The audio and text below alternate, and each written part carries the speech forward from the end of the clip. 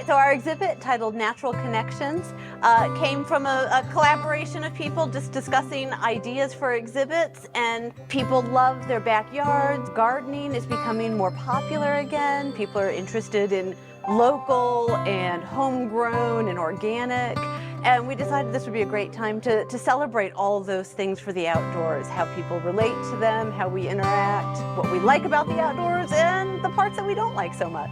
We've got things about pesticides and why some pesticides are no longer available on the market, to natural ways to control pests, to even how we bring the outdoors inside and use floral decor throughout our homes. It's all here. We even have a great display about bees and the importance of bees in our outdoor life, as well as how important they are to our everyday life.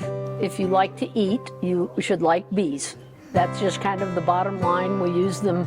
We do have native pollinators, like small sweat bees and bumblebees and all those, but by far our agricultural business has been dependent on cultivated honeybees and kept honeybees.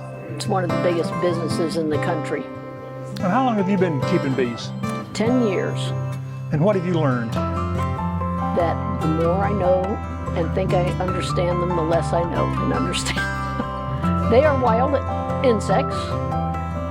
We do know, I joke about that, but any given day they react to the weather, they react to body products that people have on. They'll sting one person and not another for the same thing. Sometimes they'll put up a ton of honey and other times they won't, that we can rob.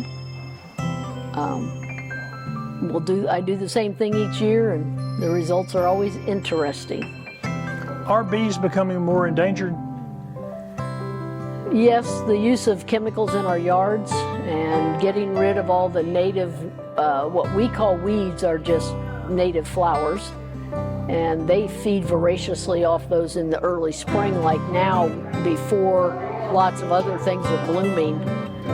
People just don't realize how important clover and henbit and all those things that are in our yards are for the bees. You'll see them all over it.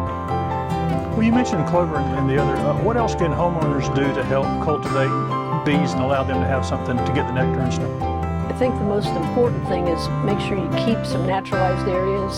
People hate dandelions, but they're the only flower that contains all the nutrients a bee needs in one flower, so they're an excellent food source. Just don't get rid of everything, and chemicals are what will kill most of them, because they'll go to a sprayed plant and bring it back to the hive, and that then affects many bees, not just them. Local honey from beekeepers such as myself is pure honey. We literally take it through the extractor, spin it out of the honeycomb, run it through one wire mesh to get the pieces of wax and stuff out of it or anything else, any other debris, and put it in jars. And that maintains all the natural enzymes and vitamins that are contained in it, which are the real health benefits, and those decrease over time. So it's better to eat it fresh. And there's also small amounts of pollen in there, so the local bees have local pollens. A lot of people believe it'll help you get over allergies because it's kind of like allergy shots where you're getting a small dose over time, but a much more tasty way to do it. We're open Wednesday through Friday, 9 to 2, and Saturdays, 10 to noon.